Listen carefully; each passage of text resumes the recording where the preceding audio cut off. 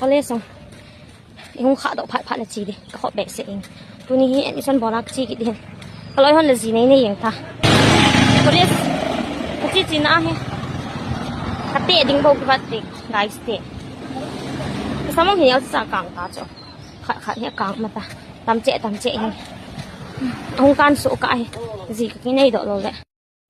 gì này đi cái ticket Jong le min stay màu nu ko